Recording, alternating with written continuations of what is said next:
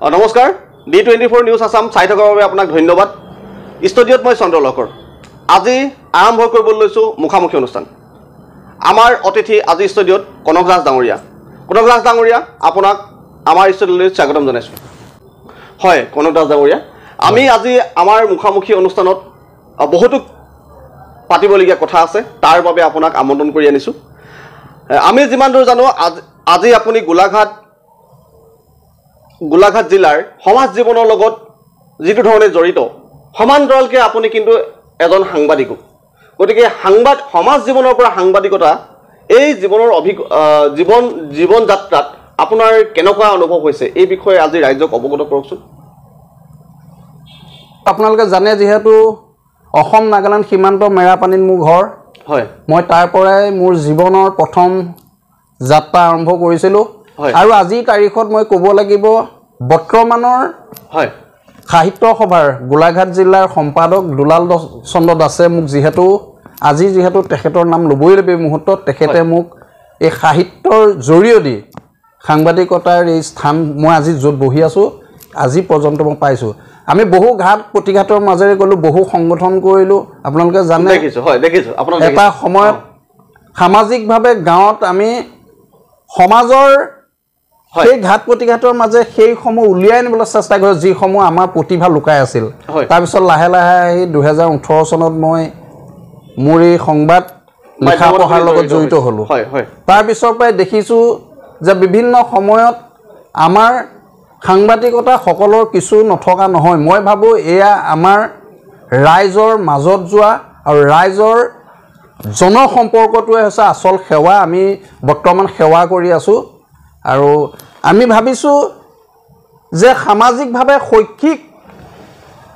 আৰু বৌদ্ধিক আৰু এই যে চেতনা যে সমাজ জীৱনৰ যে চেতনা সমাজক নিবলৈ হ'লে বা গোলাঘাটৰ সমাজ জীৱনৰ লগত জড়িত বহু ব্যক্তিসকলক আমি পাইছোঁ আমি বহু কথাই পাতিছোঁ আমি এটা সময় আছিলে মই যদি আপোনাক কওঁ যে মেৰাপানীৰ পৰা গোলাঘাটলৈ আহিবলৈ কোনো যাতায়াতৰ সুবিধা নাছিল সেই সময়ত একেবাৰে গ্ৰাম্য অঞ্চলত আমাৰ যিহেতু জানেই একমাত্ৰ উপাৰ্জন হ'ল খেতিৰ জৰিয়তে আমাৰ কৃষকসকল উপকৃত হয় সেই সময়ত গাড়ী গুৰা নাছিল ৰাস্তা পদূলি বোলা নাছিল মই এটা কথা জানিব বিচাৰোঁ আপোনাৰ পৰা আজিৰ তাৰিখত আপুনি সমাজ জীৱনৰ লগত এটা সময় আপুনি কটাইছে এতিয়াও আপুনি সমাজ জীৱনৰ লগত আছে এতিয়া কিন্তু আপোনাৰ অলপ পৃথক আপুনি এতিয়া সংবাদদাতা হিচাপে যিটো বহুত নানা জেগাত আপোনাৰ যাবলগীয়া হয় আপোনাক মই উৰিয়ামঘাটৰ উচ্ছেদৰ সময়তো আপোনাক মই পাইছোঁ মই এটা কথা জানিব বিচাৰোঁ আজিৰ সাংবাদিকতাক যোৱা কেইদিনমানৰ আগত দেখা গৈছে যে এজন সাংবাদিকক এজন অফিচাৰে যিটো ধৰণে ফোনত ভাবুকি প্ৰদান কৰিছে আজিৰ সাংবাদিক প্ৰকৃততে কিমান নিৰাপত্তাত আছে নে নাই নিশ্চয় চাব আজি চাওক মই কৈছোঁ যে সেৱাৰ মনোভাৱে ৰাইজৰ কাষলৈ যাব লাগিব চৰকাৰৰ কথাখিনি ৰাইজৰ মাজলৈ নিব লাগিব আৰু ৰাইজৰ কথাখিনি আমি চৰকাৰক বা জনপ্ৰতিনিধিৰ জৰিয়তে বা উপায়ুক্তৰ জৰিয়তে আমি মুখ্যমন্ত্ৰীক বাৰম্বাৰ আমি সেই বস্তুবোৰ দাবী কৰিব লাগিব তেতিয়াহে আমি সেই উন্নয়ন হ'ব বুলি ভাবোঁ তেতিয়াহে মই কৈছোঁ যে সাংবাদিক আৰু ৰাইজৰ জনসম্পৰ্কটো আঁতৰাই চলিছে পৃথকে চলিছে মই নকওঁ যে সাংবাদিকতা লাইনটো এটা চক আমাক গণতন্ত্ৰৰ চতুৰ্থ স্তম্ভ আমাক ৰাইজে প্ৰথমে আমাক সন্মান কৰে আমাক সাংবাদিক হিচাপে আমি দেখা পোৱা গৈছে ৰাইজৰ অভিযোগ এই কথাটো ৰাইজৰ অভিযোগ সেইকাৰণে আপোনাক আমন্ত্ৰণ কৰি অহা হৈছে আমাৰ ষ্টুডিঅ'ৰ মাজলৈ আপোনাক এইটো কাৰণে অনা হৈছে চব আজি একাংশ ৰাইজে আমাক অৱগত কৰিছে আৰু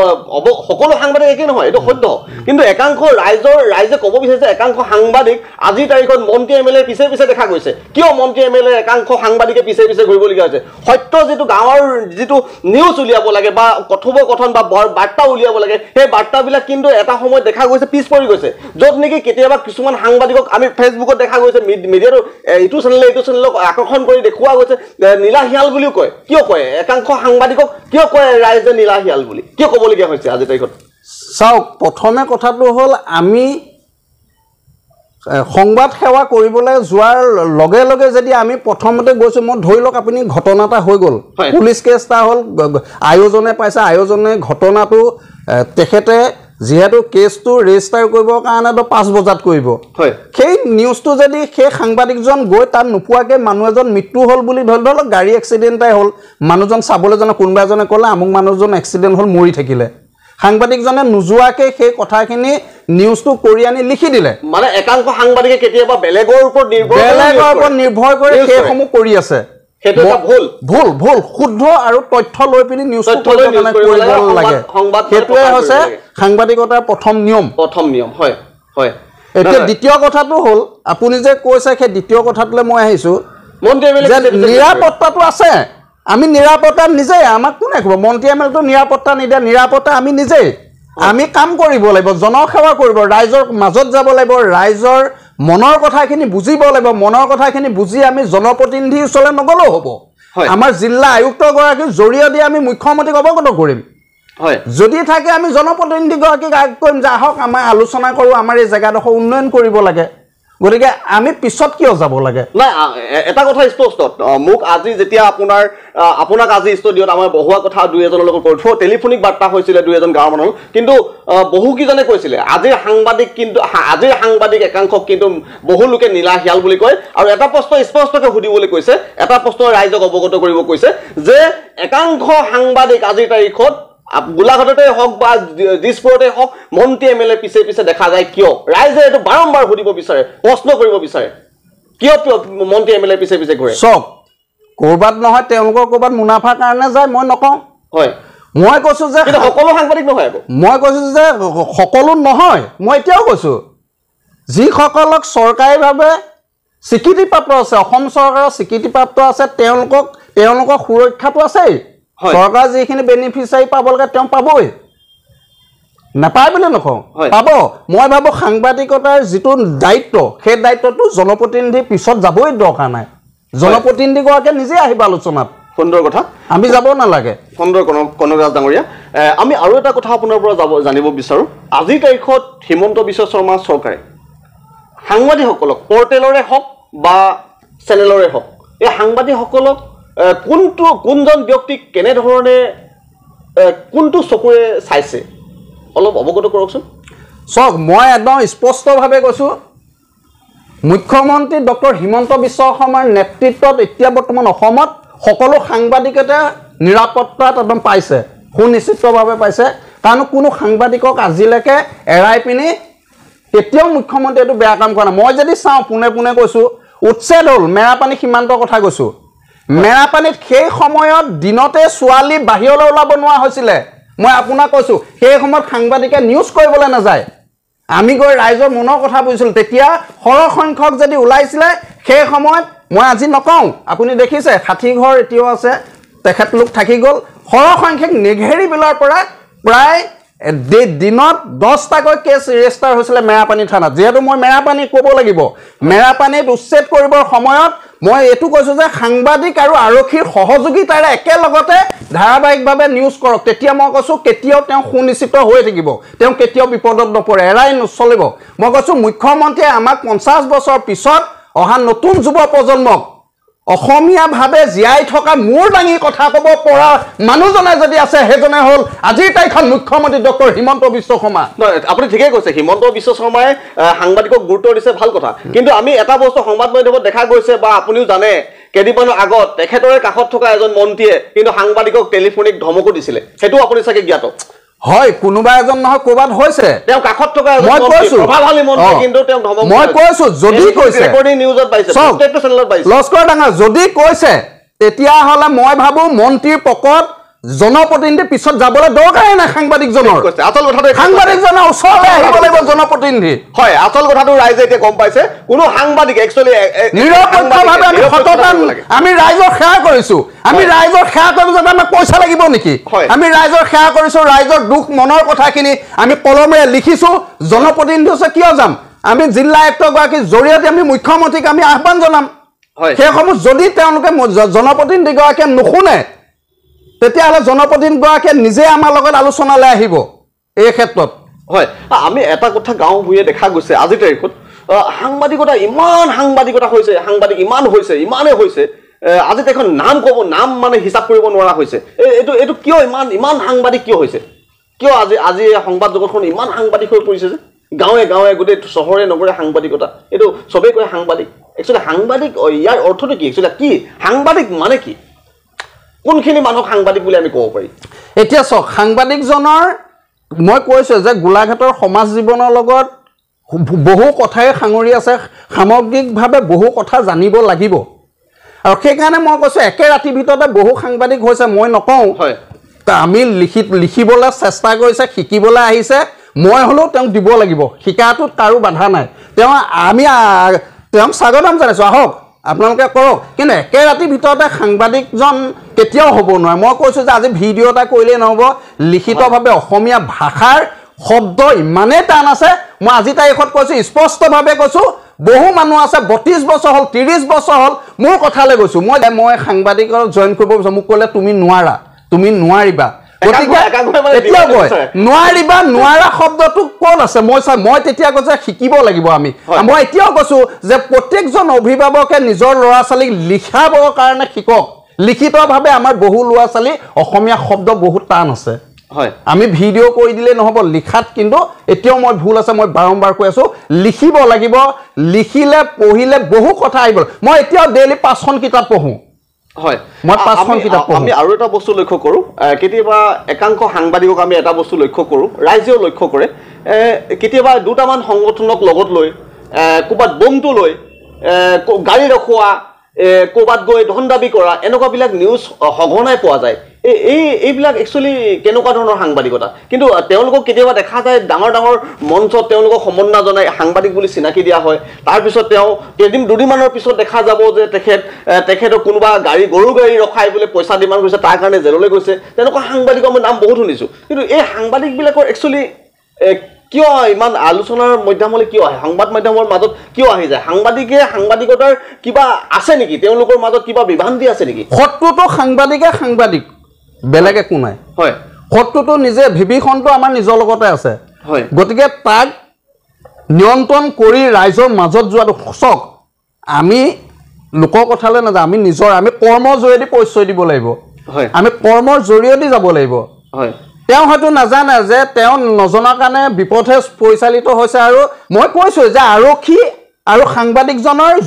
একেলগতে হ'ব লাগিব। তেতিয়া আজি কেছ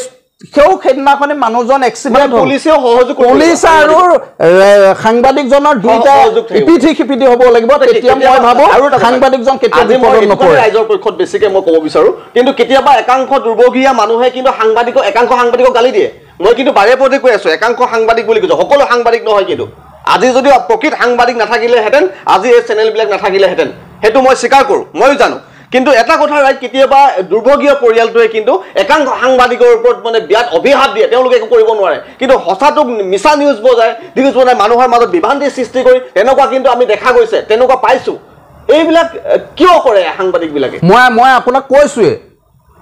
যে এই ঘটনাবিলাকৰ আঁৰতে মূল কাঠটো যিগৰাকী দুৰ্ভগীয়া পৰিয়াল থাকে, সেই পৰিয়ালটোৱে ন্যায় নোপোৱা মূলতে মই কৈছোঁ যে যিসকলে একে ৰাতি মই আৰু এটা ধাৰণা আহিছে, এনেকুৱা হয় নেকি যে একাংশ সাংবাদিকক যে পকেটত ভৰোৱাৰ কাৰণে এটা ভুল মেছেজ দি পিনি মানুহক বিভ্ৰান্তি সৃষ্টি কৰোৱা? এইটোতো আপুনিতো জানেই। এতিয়াতো আমি ক'বলৈ নিজকে বেয়া লাগে। মই কৈছোঁ যে আমি সেৱাৰ জৰিয়তে ৰাইজৰ মাজত আজি 7 বছৰ কৰি আছোঁ। 7 বছৰ কৰি আছোঁ, সমাজ জীৱনলৈ কৈ আছোঁ। মই কৈছোঁ যে মেৰাপানী নেঘেৰি বিলত মই মোৰ নিজৰ কথা নিজৰ জেগাৰ কথা কৈছোঁ যে দিনতেই ছোৱালীক বলৎকাৰ কৰিছিলে। আৰু এতিয়া এনেকুৱা হৈছে মুখ্যমন্ত্ৰী কঠোৰ, আমি ৰাইজৰ জনমত লৈ, ৰাইজৰ স্বাক্ষৰ লৈ আমি জনপ্ৰতিনিধি, এইখিনিত মই স্বীকাৰ কৰিব লাগিব। অজন্তা নেওগক আমি নাম ল'বই লাগিব, তেওঁ ভাল কাম কৰিলে। আমি জিলা আয়ুক্তগৰাকীক ধন্যবাদ দিব লাগিব, আৰক্ষী অধীক্ষকক ধন্যবাদ দিব লাগিব। মুখ্যমন্ত্ৰীয়ে কঠোৰ নিৰ্দেশত আপুনি দেখিছে আজি উচ্ছেদ হৈ গ'ল। আজি যাওক মেৰাপানীত, আপুনি দিন দুপৰৰ পৰা ৰাতিটো ঘূৰি থাকক। আজিৰ দিনত মই কৈছোঁ যে মানুহ শান্তিকে আছে। মুখ্যমন্ত্ৰীয়ে সাংবাদিকক গুৰুত্ব দিয়াৰ কাৰণে আজি সাংবাদিকসকল সুৰক্ষিত হৈ আছে বুলি গুৰুত্ব দিয়া দেখা গৈছে। মই কিন্তু লগে লগে সমান্তৰাল কৈছোঁ, জনপ্ৰতিনিধি পিছত সাংবাদিক যাবলৈ দৰকাৰ নাই। এইটো সঁচা কথা। জনপ্ৰতিনিধিয়ে সাংবাদিকৰ লগত আলোচনাৰ মাধ্যমেৰে উন্নয়ন কৰা। আজি মই গোলাঘাটৰ কথা কৈছোঁ। মই কৈছোঁ মেৰাপানী আৰু গোলাঘাটৰ যিটো অসমমালা আঁচনি, মই ঘটনা এটা কৈছোঁ দেই। মেৰাপানীৰ কাষতে ৰাস্তাবিলাক ভাঙি দিছিলে, দোকানবিলাক আঁতৰাই নিদিয়ে। আমাৰ বিধায়িকা অজন্তা নেওগ বাইদেৱে আমাক সাংবাদিকক মাতি লৈছে, আমাক মাতি কৈছে আপোনালোকক দায়িত্ব দিছোঁ, মোৰ নহয় আপোনাৰ, আপোনালোকে ৰাস্তাটো বনক। এটা সুন্দৰ ৰাস্তা বনিছে। গতিকে মই কৈছোঁ যে আমি ৰাইজৰ সেৱা কৰিছোঁ মনৰ আমি ৰাইজৰ লগত আলোচনা কৰিম ৰাইজৰ যিখিনি সমস্যা থাকে সমস্যাসমূহ আমি লিখি আমি চক পুলিচে পুলিচৰ কাম কৰিব শিক্ষকে ছাত্ৰৰ কাম কৰিব আমি সাংবাদিকতাটো লিখিতভাৱে আমি তেখেতলোকক আগবঢ়াই নিয়াৰ আমাৰ যিটো দায়িত্ব হয় আমি সেইটো নিষ্ঠা আৰু সততাৰে মই কৈয়ে আছোঁ যে আমি নিষ্ঠা আৰু সততাৰে আমি কাম কৰিছোঁ মানে আপুনি এটা বস্তু স্পষ্ট কৰিব বিচাৰিছে ৰাইজৰ মুখত যে এজন সাংবাদিক একচুৱেলি এজন সাংবাদিক হ'বলৈ হ'লে সংবাদ যিখিনি সংবাদদাতা মানে কালেকশ্যন কৰা হয় এই সংবাদদাতাটো শুদ্ধ হ'ব লাগে শুদ্ধ আৰু তথ্য সহকাৰে শুদ্ধকে দিব পাৰিলে সেইজনকে প্ৰকৃত সাংবাদিক বুলি কোৱা হয় কিন্তু ঘৰত বহি কৰবাৰ বেলেগ এটাৰ মানে তথ্য সংগ্ৰহ কৰি কোনোবাই মোবাইলত পঠিয়াই সকলো তথ্য শুদ্ধ নহ'ব পাৰে সেই সাংবাদিকজন কেতিয়াবা নহয় কেতিয়াবা বিপদত পৰিব আৰক্ষীয়ে তেখেতক গ্ৰেপ্তাৰ কৰিব গতিকে মই বাৰম্বাৰ অনুৰোধ কৰি আছোঁ যে আৰক্ষী আৰু সাংবাদিকজনৰ লগত একেলগতে যুটীয়াভাৱে কাম কৰক তেতিয়া দেখিব কোনো বিপদত সাংবাদিকো বিপদত নপৰে আৰক্ষীজনো বিপদত নপৰে কাৰণ মই এই কথাটো মই বাৰম্বাৰ কৈছোঁ হয় হয় হয় মানে আপুনি এটা বস্তু ভাল কৰিছে আমাক ভালকে বুজাব পাৰিছে ৰাইজক যে এজন সাংবাদিকতা হ'বলৈ হ'লে শুদ্ধ তথ্যৰেহে সংবাদ প্ৰচাৰ চলাব লাগে এইটো হয়নে হয় হয় হয় শুদ্ধ পথেৰে মানে প্ৰচাৰ চলাব লাগে তেতিয়া সেইজনক আমি বহুত ডিপ্ল'মা লাগিব সাংবাদিক এজন হ'বলৈ হ'লে বহুত ডিপ্ল'মা অভিজ্ঞতা লাগিব কিন্তু যিটো মানে সৰু সুৰা কিছুমান প্লিমিলি যেনেকৈ আমি গাঁৱত দেখা যায় কোনোবা এজনী ছোৱালী বিৰাট ধুনীয়া গান গায় কিন্তু গাঁৱত কিছুমান স্কুলত দেখা যায় বিৰাট ধুনীয়া শিক্ষক বহুত ধুনীয়া তেওঁ ক্লাছ কৰে কিন্তু সেই প্ৰতিভাবিলাক কিন্তু বিকাশ কৰিবৰ কাৰণে নিদিয়ে নহয় এছাম তেনেকুৱা আছে তেওঁলোকে অকল আমাক লাগে হয় মই কৈ থকা মানুহ বহুত আছে মই কৈ থাকে আমাক বুলি বা আমি বুলি শব্দটো নকয় হয় মই এই কথাখিনি বাৰম্বাৰ কৈ আছোঁ যে নতুন জেনেৰেশ্যনক আমি তেওঁলোকক স্থান দিব লাগিব ধৰি লওক বয়স তেখেতৰ 50 বছৰ হ'ল তেখেতে মই বুলি কৈয়ে গুচি গ'ল আজি তাৰিখলৈকে গৈছে মই কৈছোঁ যে মোক সাংবাদিকতা কৰিবৰ টাইমত হয় মোক মেৰা পানী দিয়া নাছিল সাংবাদিকতা কৰিবলৈ দিয়া নাই মোক কৈছে যে তুমি নোৱাৰিবা মই তেতিয়া কৰিলোঁ মই কান্দিছোঁ মই যিটো মোবাইল লৈ আছোঁ মই মোবাইলত কান্দিছোঁ যে হাই মোৰ কি হ'ব মোক কিয় শিকিব নিদিয়ে তেতিয়া কিয় নিদিয়ে বহুতে নিদিয়ে মই আজি তাৰিখত কৈছোঁ বহুতে নিদিয়ে এটা নিউজৰ কাৰণে মই সাংবাদিকতা জড়িত হ'লোঁ য'ত মোৰ সেই ঘটনাটো মোৰ ঘৰৰ পৰা হৈছিলে সেই ঘটনাটো এটা মিছা সমস্যা আছিল সমস্যাটোক তেওঁলোকে একে ৰাতিৰ ভিতৰতে পইচা লৈ পিনি ঘটনাটো এটা বেলেগ ধৰণে নিউজ এজন সাংবাদিক হিচাপে গৈ স্বীকৃতি দিছে তেতিয়া মই প্ৰত্যেক 1 মাহৰ ভিতৰত মই গোটেই বিষয়টো চৰ্চালৈ কৰিছিলোঁ হয় হয় তাৰপিছত মই সুধিলোঁ যে মোক শিকিব দিয়ে মোক কৈছে নালাগে আৰু মই জনাই আছোঁ যে আজিৰ তাৰিখত গোলাঘাটৰ যিজন সাহিত্য সভাৰ সম্পাদক দুলাল চন্দ্ৰ দাসে মোক হয় তেখেতে মোক আজিৰ তাৰিখত আগবঢ়াইছিল অসমীয়াৰ ভাষা যাতে শিকিবলৈ লাগে অসমীয়া ভাষা শুদ্ধকৈ ক'ব লাগিব আৰু অসমীয়া ভাষাটো আমি লিখিব পাৰিব লাগিব আজিৰ তাৰিখত যদি মূৰ দাঙি আমি কথা কৈছোঁ আমাক ডক্টৰ মুখ্যমন্ত্ৰী হিমন্ত বিশ্ব শৰ্মাই আমাক অসমীয়া জাতিক 50 বছৰলৈ মূৰ দাঙি কথা ক'বৰ কাৰণে সাংবাদিকসকলক সুৰক্ষা কৰি দিছে বুলি মই কৈছোঁ হয় হয় ঠিক আছে আজি আমাৰ ইতিমধ্যে আমাৰ সময় শেষ হৈ আহিব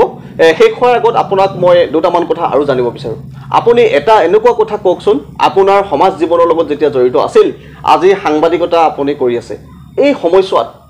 আপোনাৰ তেনেকুৱা পুলিচৰ পৰাই হওক বা চৰকাৰৰ তৰফৰ পৰাই হওক বা কোনোবা নিউজ কৰাৰ সন্দৰ্ভত হওক তেনেকুৱা কিবা ভাবুকি আহিছে নেকি চক মই ক'লোৱেই যে ভাবুকি মানুহৰ কেতিয়া আহিব যদি মই এচি ৰুমত বহি থাকোঁ মই নিউজ যদি নাযাওঁ মই গাঁৱলৈ যাব লাগিব জনসম্পৰ্ক কৰিব লাগিব মোৰ মনৰ কথাখিনি ৰাইজৰ মাজলৈ লৈ যাব লাগিব মই জনাই আছোঁ আৰু ৰাইজৰ কথাখিনি আমি মনৰ দুখ সুখখিনি আমি ল'ব লাগিব লৈ আমি সেইসমূহ লিখিত আকাৰে মই দিব লাগিব মই কৈ আছোঁ শুদ্ধ তথ্যৰে বাতৰি কৰি থাকিলে তেওঁ কেতিয়াও বিপদত নপৰে হয় আৰু যদি বিপদত পৰিবলৈ হয় মই কেতিয়াও পৰা নাই আৰু মই নপৰোঁ মই নপৰোঁ কাৰণ মই ৰাইজৰ ৰখত পৰিছে নেকি কেতিয়াবা মই ৰাইজৰ সাংবাদিকতা কৰি থাকিলে সংবাদ যেতিয়া সংগ্ৰহ কৰিবলৈ যায় তেতিয়া আপুনি ৰাইজৰ ৰখত পৰিছেনে আমি ৰাইজৰ ৰখত পৰা নাই আমি প্ৰথমে গৈ সোধোঁ হয় যে আপোনালোকৰ ইয়াৰ সমস্যা কি আছে তেওঁলোকে সমস্যাখিনি কথা ক'লে আমি তেওঁলোকৰ পৰা লিখি আনো আৰু সেইসমূহ আমি যিসমূহ বাতৰি থাকে বাতৰিসমূহ আমি আজি নোৱাৰিলেও পিছদিনাখনি আমি ৰাইজক দিবৰ কাৰণে চেষ্টা কৰোঁ আৰু এই ধৰণে আজি মোৰ 7টা বছৰ হ'ল মই কৰি আহিছোঁ মই এই ক্ষেত্ৰত মই কৈছোৱে যে আমি বহু কামে আৰু কৰিবলৈ আছে, আমাক শিকিবলৈ নিদিয়ে, আমি শিকিবৰ কাৰণে বিচাৰি আছো, আমি এতিয়া শিকি আছো, আমি শিকিম, যি কৰিম আমি শিকিম। আমি 50 বছৰলৈ মূৰ দাঙি কথা ক'ব পৰা আমাৰ অসমীয়া জাতি একতা কৰি দিছে ডক্টৰ হিমন্ত বিশ্ব শৰ্মা মুখ্যমন্ত্ৰী। মই বাৰম্বাৰ অনুৰোধ কৰিছো, সাংবাদিকসকলক সুৰক্ষা হৈছে, সাংবাদিকসকলক সুৰক্ষা নাই হোৱা বুলি ক'লে নহ'ব। সাংবাদিকসকল জীয়াই থাকিবৰ কাৰণে আমাৰ যিখিনি লাইন দিছে সেইখিনি আমি নিজৰ ৰাইজৰ মাজত নিমিলি কৰিব, জনসম্পৰ্কটো কৰিব লাগিব। মই বাৰে বাৰে কৈছো, যিসকল আমাৰ পৰ্টেল চেনেলৰ সাংবাদিক আছে সেইসকলক চৰকাৰে গুৰুত্ব দিয়া দেখা যোৱা নাই যেন অনুভৱ হয়। কিয় গুৰুত্ব দিয়া নাই? চাওক, এতিয়া বহু পৰ্টেলৰ বুলি নহয়, সকলো বহুতক বন্ধ কৰিব। এতিয়া চাওক, সকলো